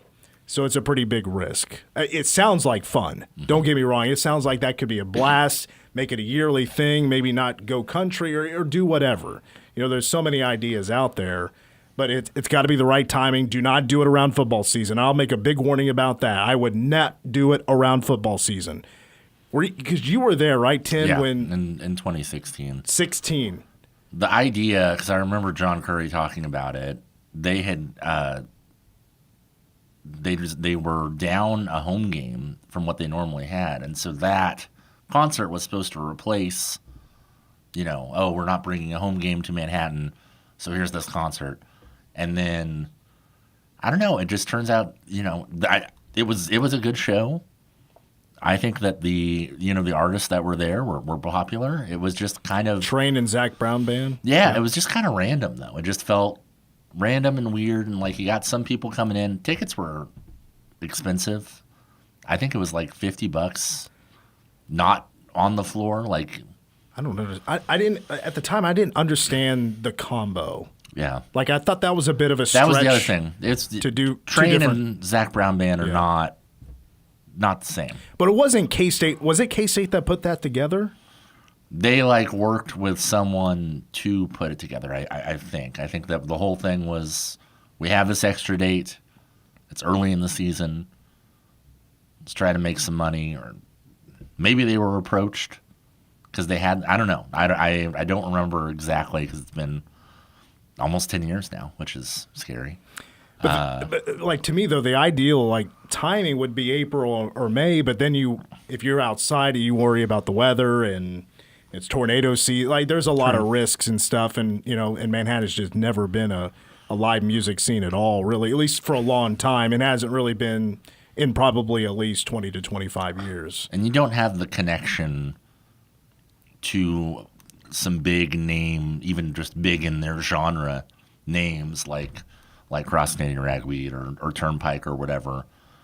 There have been some smaller acts that have, that are associated with Manhattan, but they're just not at that level. And so you're just not going to draw that kind of crowd, especially not for 4 nights. Well, and I wonder, what about the volleyball arena, though? If we're going to do a smaller show or you could do a concert series and just, book out the volleyball arena. What does that seat, 2,000 or so? I don't remember, but that might be the perfect size venue to do something like that. Got to get the right protection for the floor, though, but I think that could be a great venue. It sounds like it already has some pretty fantastic acoustics in there.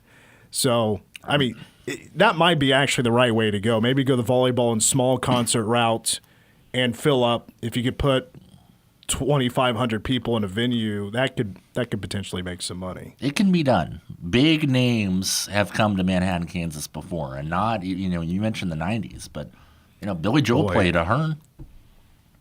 Lots of big bands came through and played Ahern. Back then, though, because it was late 80s, early 90s, it was like a lot of rock and roll, like Def Leppard and Motley Crue came into town, and Metallica was supposed to play here at one point. That got canceled.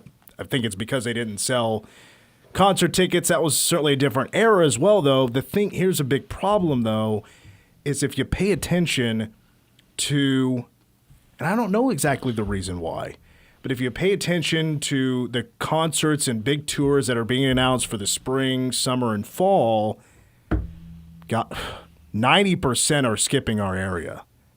Hardly anything comes to Wichita, Manhattan, Salina. It's more often now going to Lincoln, St. Louis, Omaha. Kansas City's your best bet for most things. It's terrible. It has gotten bad. Yeah. Like Azura Amphitheater. I was looking at their lineup. It's probably the worst lineup in that venue's history of what is planned right now. And one of those is Country Stampede.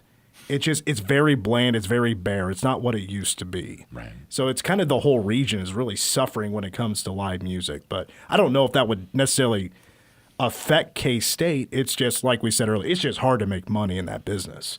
We got to take a break. All right, we talked music. We take a break. We'll finish up Wildcat Insider when we come back.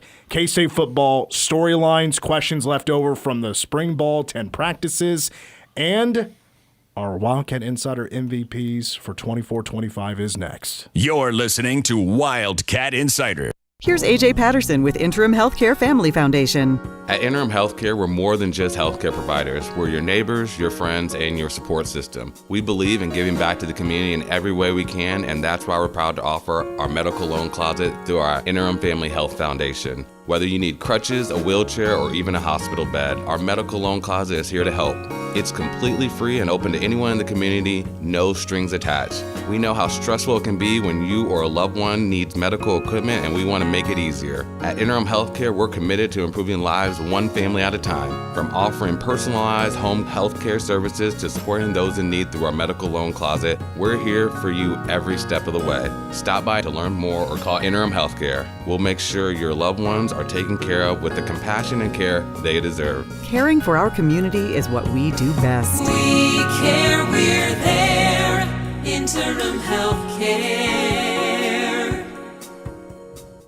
Manhattan Broadcasting Company is an equal opportunity employer. In order to widely publicize our job opportunities and outreach programs and organizations that regularly distribute information to job seekers or refers candidates to employers, please contact us about our employment contact list to receive the most current information about station vacancies. For more information or to be added to the list, please contact Manhattan Broadcasting Company at 785-776-1350 or visit us at 2414 Casement Road in Manhattan, Kansas, or email frontdesk@1350KMAN.com.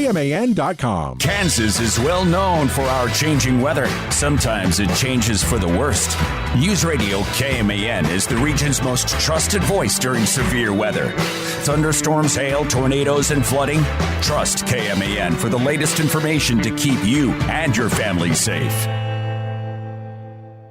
News Radio KMAN weather. Your Manhattan area forecast right now, 76 degrees, partly cloudy skies, and a light wind, just 3 miles per hour. Looking ahead to tonight, partly cloudy skies, some clouds rolling in, a low around 48. Tomorrow should be a nice day, mostly sunny skies, a high near 76, little to no wind. Tomorrow night, a chance of showers before 1 a.m., then showers possible, as well as a thunderstorm between 1 and 4, that chance at 60%. Wednesday, a chance of showers at 70%.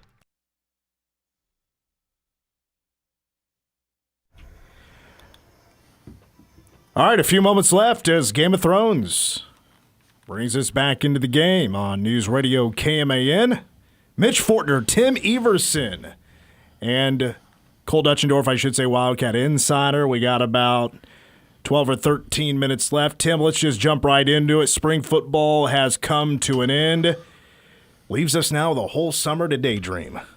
Exactly. About what K-State football can be like. It opens up in Dublin, Ireland against Iowa State for the Air Lingus College Football Classic. And then before you know it, Army of the American is going to be playing at the Bill.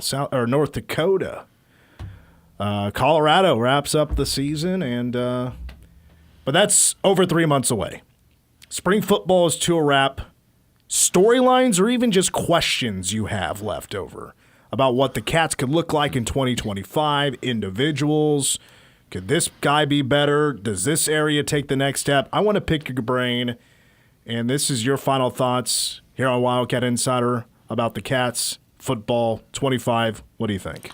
Yeah, I feel like we got a lot of big things answered. I'm just talking to all the assistants. We kind of got a good feel of a lot of the newer guys that are coming in.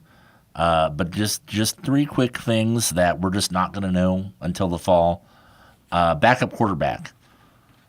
Because they had a lighter practice schedule this spring than in past springs, so they kind of focused more on weights and conditioning and getting guys in the best shape that they've been in a spring. The reps weren't there to really make a difference to see who kind of separated between Jacob Knuth and Blake Barnett. I'm excited to see how that shakes out, especially with Blake Barnett since he was hurt last year. The fact that it is still neck and neck, even though he was out last year, is intriguing to me. Second big thing, you lose your top three guys in the secondary. I guess three of the top four, four of the top five, if you want to count. I'm forgetting the name. Jordan Riley. I'm not necessarily going to count Jordan Riley, but how do you fill those slots? You have guys that have made flashes at times, guys like Zayshawn Rich, guys like Colby McAllister. There are endless numbers. You have guys that you brought in from the transfer portal that are intriguing, but who steps up? Who kind of shows that they belong in the defensive backfield? So that's the second thing. And then the third thing that we really didn't get a whole lot of information on that seems minor but has been kind of a weird bugaboo for K-State the last couple seasons at times is special teams. Kicker, punter, return game. I feel fairly strong as they have the pieces, but who's going to fill those spots? How are they going to improve on some pretty major inconsistencies that we witnessed at times last season? That could be a thing that holds a team back from being, a 11-12 win, Big 12 championship level team, or a 9-10 win Pop-Tarts Bowl, something like that, a place that K-State's already been. So those are the three things that I'm excited to learn more about as we head into the summer and then into actual fall practice. I like everything you brought up. I think when it comes to the secondary, I've talked about this before. I am more concerned about the corner position than I am at the safety, because I would assume at safety there's already some pretty solid familiar names with VJ Payne, of course. He's a returning starter. Coley McAllister, you would imagine Gunnar Maldonado will be a starter. He was a former team captain at Arizona. So you'd imagine but he's coming back from injury as well. He didn't participate this spring. Dig a little bit deeper, like a Jack Fabris, I think he's a fantastic backup. And Quay Moss, what'll be his role this year? He's a transfer. He's a junior. Corner. It's interesting. Like I'm cautiously optimistic. I just can't gauge how good it's going to be out of the gate. Zayshawn Rich is young, although experienced, young.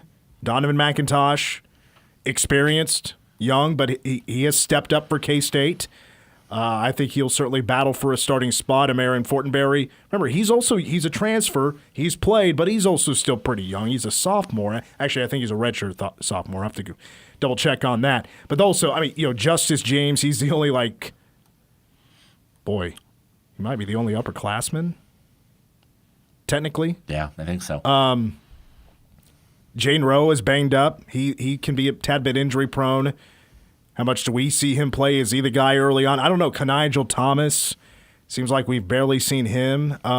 So it's just kind of hard to tell. But I no doubt believe in that room. I definitely believe in Van Malone. You want to talk about a developer of talent, developing NFL guys. I really have no concern in that department. I just wonder if it starts out quickly. If there's some growing pains, I'm expecting it all, to be quite honest with you. The backup quarterback,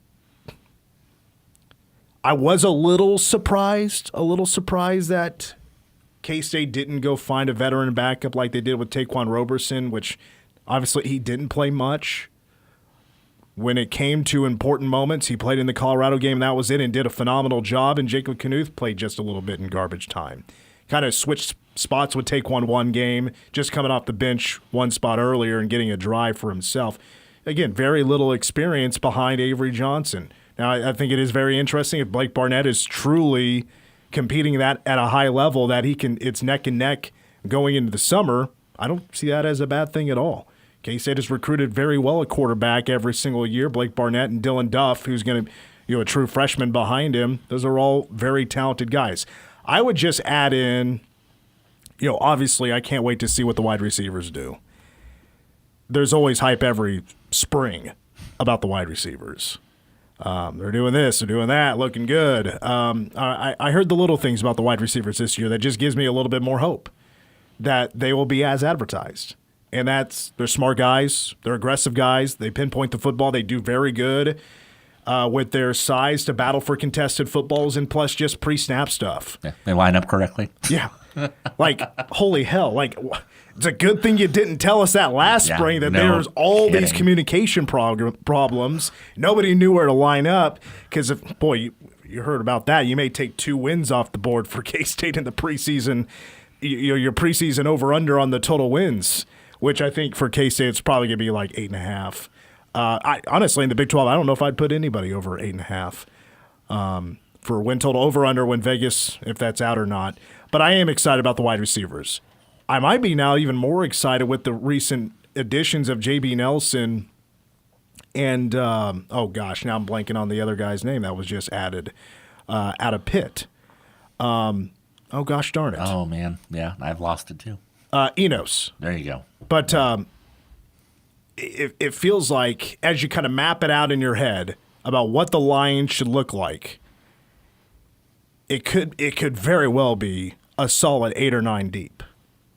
But these are guys that have never hardly played with each other before. It's going to be a very different looking. K-State went deep into the portal to go get O-linemen, some late additions, and I'm all very happy about these additions. But they've never really played together, so things are going to have to gel pretty quickly. All with a new offensive line coach. Yeah, and a new line coach. 2 of the guys were not here for spring football, so a lot of gelling will have to be done in these next few months. But the potential is sky high. Mm-hmm. When I mean sky high is obviously the potential to make the college football playoff to win the Big 12 championship. It is fair to say that K-State will be a contender for the Big 12 championship. All right, before we wrap it up, Tim, we wrap it up with our MVPs, and since you're the new host here on Wildcat Insider this year, 24-25 MVPs. We got a few minutes left, male and female. Who are your selections for this year? These both came real easy. I just think that they kind of separated themselves. Were kind of the highlights of both of their seasons. We'll go female first. Serena Sundell. Just the amount of growth that she was able to show from last season going into her senior year, elevating herself from what would have been just a very good 4-year player. Like a lot of very good 4-year players have come through K-State women's basketball. Elevating herself from that to maybe a top 10 player all time in program history. Is now a professional basketball player with the Seattle Storm. Saw a photo yesterday of her. I guess it's a preseason game or whatever, but saw her in uniform. She seems to be settling in Seattle. So Serena, easy pick, especially with the injuries to Ayoka. Easy pick for female. For male, could have gone a couple different ways. Honorable mention to a guy like David Gasson, who was just a warrior throughout the men's basketball season through just a lot of unfortunate circumstances that he had nothing to do with. Just really, really showed a lot of heart. But it's got to be DJ Giddens. It's got to be not only we got a local kid, not only that, also the growth between the years, going from a pretty good backup to this is one of the best running backs in the Big 12 and in the country. Also a pro now, heading to Indianapolis. And is just so exciting to watch as a player. And that really showed this year with just how he can move, what he can do with the football.